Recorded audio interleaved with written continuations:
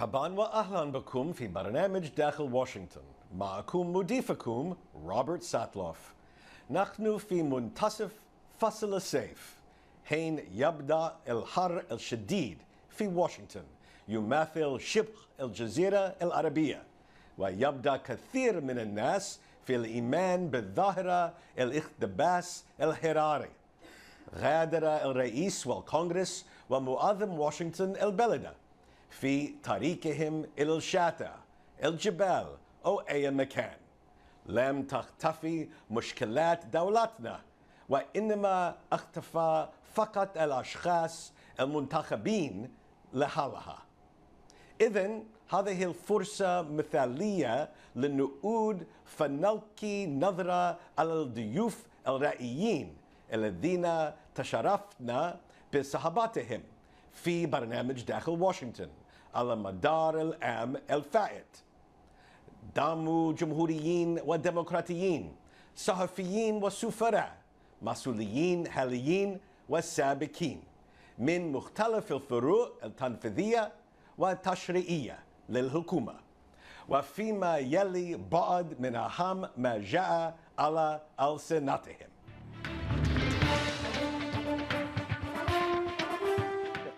You're a vocal advocate of foreign aid, Congressman. Foreign aid is not popular in America.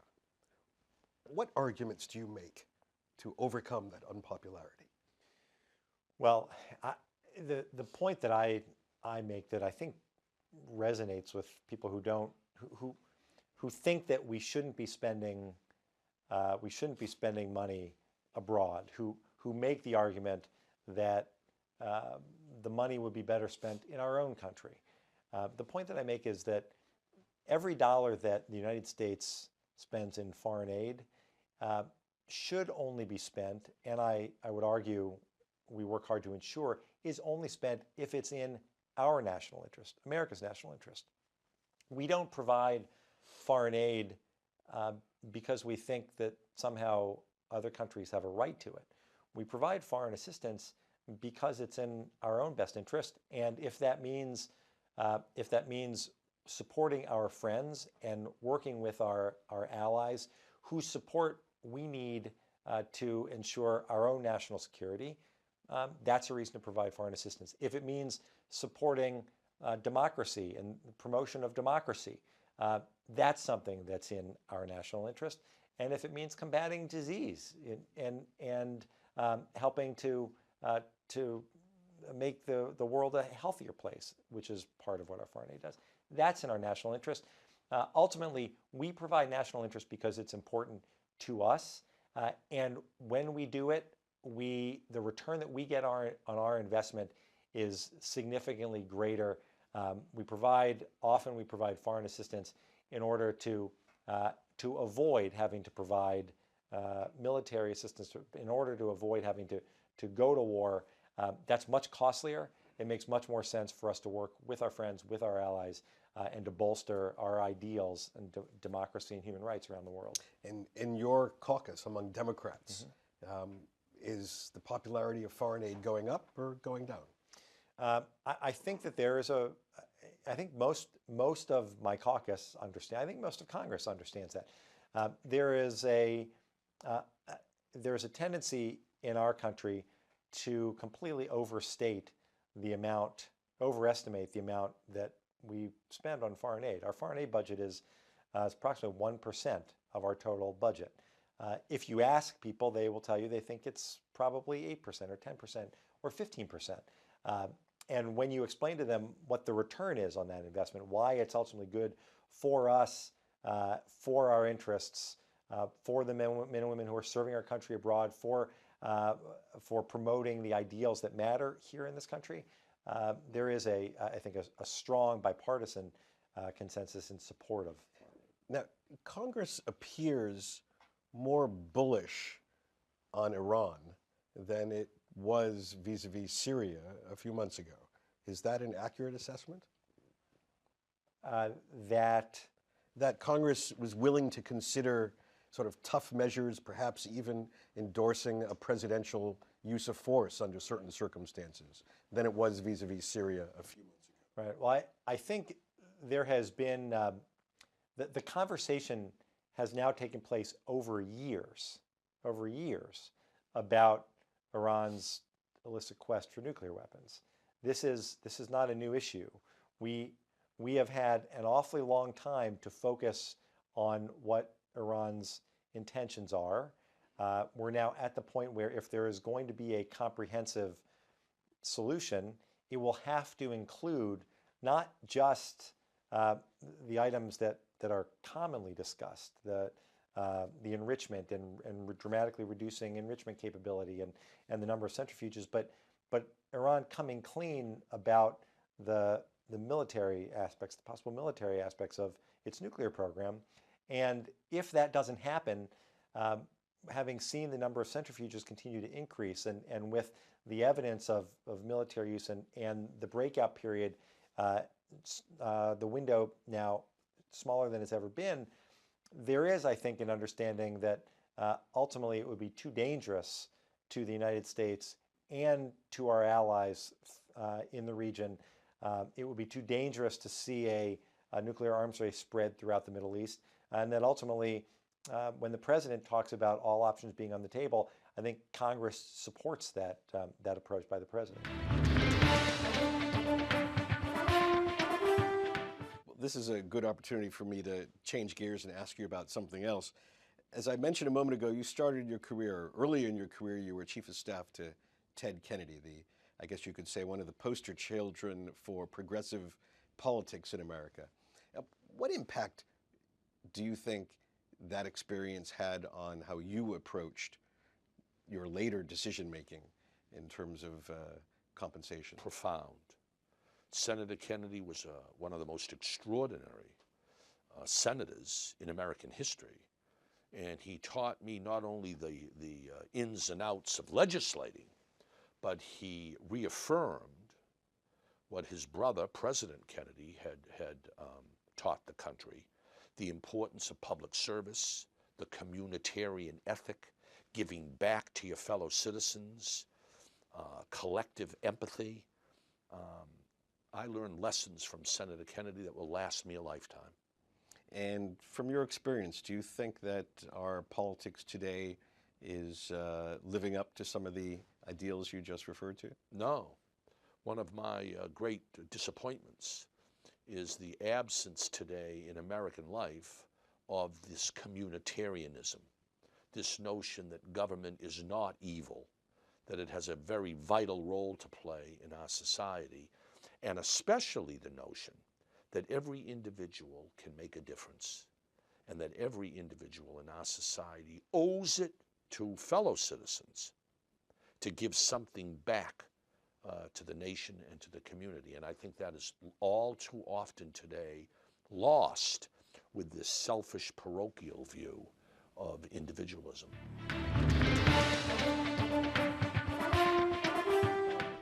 All right, let me shift gears for a minute, and we'd like to spend a few minutes in many of these shows to talk about actually our guest. Now, Kennedy School of Government, the most elite public policy school in America, and then you go and cover plane crashes and hurricanes in Texas. What's the connection? You know, the baker's apprentice doesn't make the wedding cake the first day on the job. You still have to kind of pay your dues in journalism and learn the ropes, learn your way around. And every assignment that I've had for my newspaper has been a building block towards what I am now. We have an operation here in Washington. We have 3 reporters, and every skill that I've used along the way has been useful to me now. Not a overwhelming majority of journalists get the sort of professional education that you did. It's a huge waste of time and money.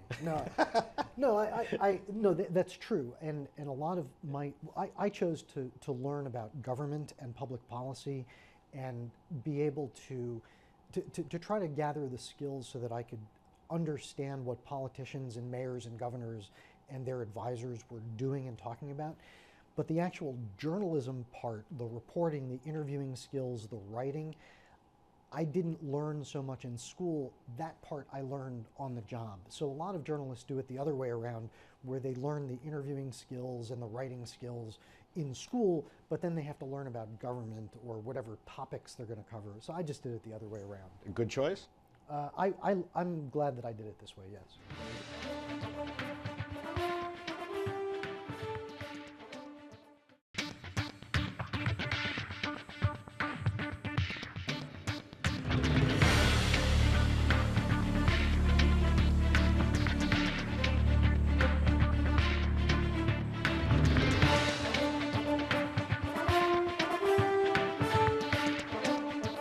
When was the last time this system actually worked the way it was designed to work?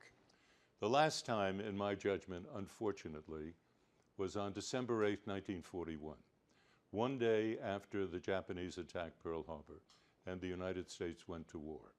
President Roosevelt, properly, according to the Constitution, went to the Congress and explained to the Congress and through the Congress to the American people that given the attack at Pearl Harbor, Japan had attacked the United States, and now he was asking Congress to declare war against Japan on behalf of the United States. That is the way it was supposed to work. That is the way it worked. But since then, the United States has been involved in many wars, but never once has a president felt the need to go to Congress to declare war, and in a way, even worse. The Congress has never asserted its right to declare war. It has allowed the executive branch to do that. And so just to be clear, for the first 150 years, did we do it the right way? For the first 150 years, we did it the right way in the sense that the president would go to Congress, Congress would declare war, have control over the purse, the cost of the war.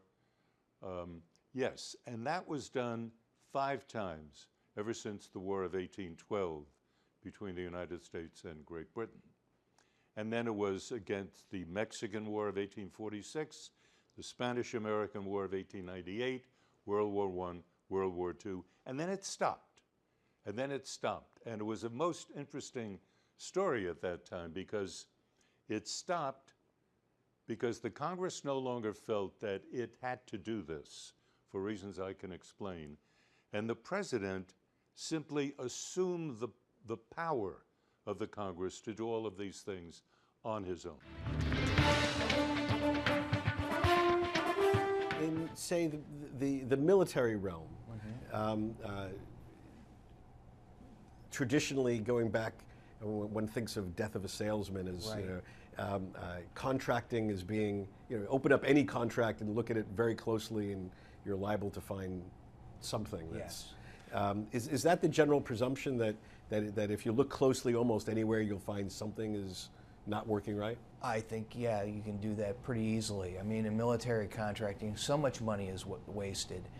Many good things happen, but there are many cases in which the money is just frittered away. Nobody knows where it's going. People don't have time to keep track. There's a lot of people who just are not focused on running their business as well.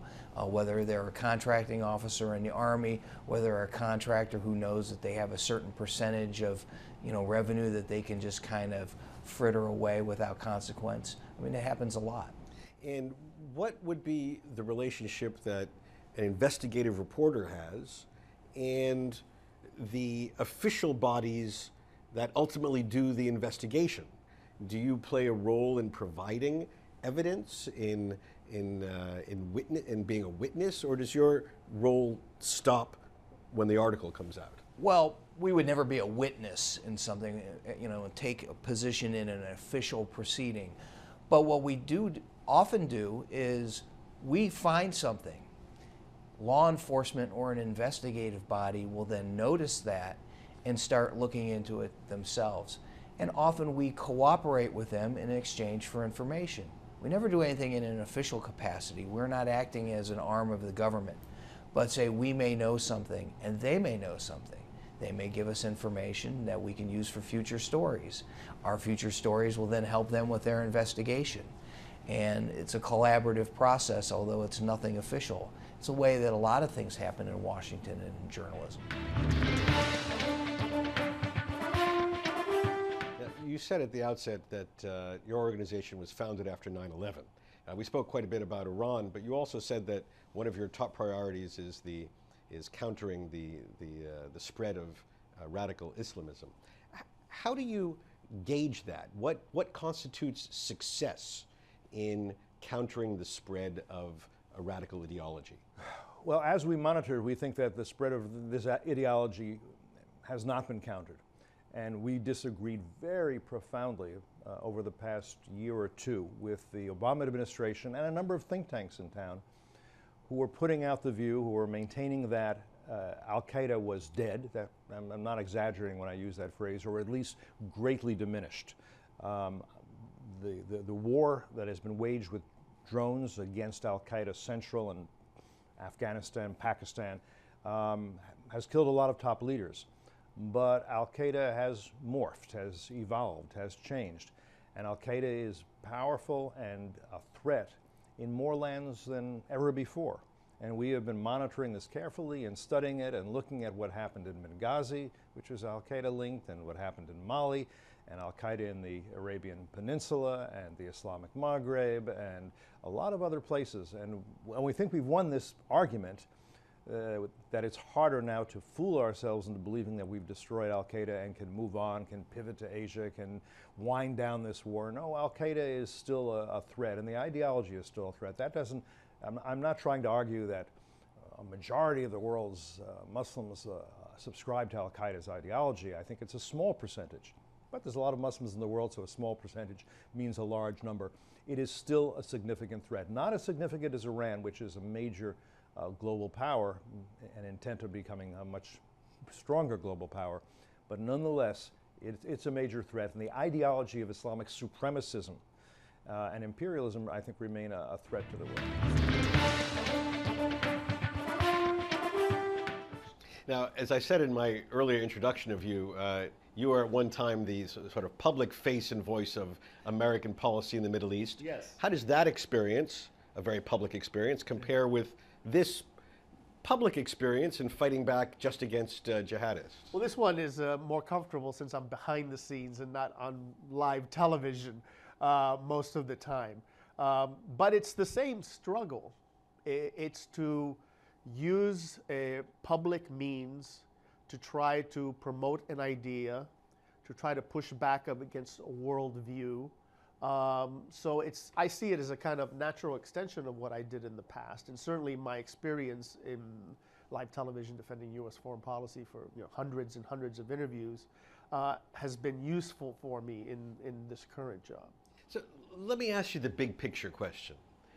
Overall, in your view, do you think that the numbers of adherents and fellow travelers and sympathizers to the Al-Qaeda worldview, do you think the numbers are growing or shrinking or staying stable? That's a really good question, and I think it's a question that even people in the intelligence community would have a challenge in answering. The problem is that these categories are not fixed. I'll give you a concrete example. I at one point in the past talked to some Syrian rebels, and they were not obviously Al-Qaeda members, but they talked about the fluidity of the struggle in Syria. We think of these very kind of fixed categories: member of the Islamic State of Iraq and the Levant, or Nusra Front, or of some other group. And what there is that people come and go, people are disillusioned, people are radicalized, and there's something that is not Al-Qaeda which is happening, and that is there is a thirst among many Muslims for finding a way of authentic political expression that is Muslim in its orientation and authentic. Some people will look at that and say that is going to be done through political means, that's going to be done through activism, that's going to be done by working with others. Some are going to say it's going to be done by revolutionary violence, the revolutionary violence of Al-Qaeda. So there's a spectrum of where people are moving back and forth. I don't think the hard core of Al-Qaeda the really hardcore of Al-Qaeda, the ones that buy the entire Al-Qaeda program, is growing very much. You don't think so? I don't think so. But the sea in which they work, the kind of fellow travelers, wannabes, could-bes, these kind of concentric larger circles, that circle is always much larger than Al-Qaeda. So the potential for kind of spillover of the idea, spillover of violence is always there. You know, it's not just about a small group of fanatics, extremists in the mountains of borders of between Pakistan and Afghanistan or Yemen or Syria. It's these other people that are looking for an ideological political home. So it's incumbent on policymakers, not on just Americans, people in the region, to seek to find ways to address the aspirations of people in the region.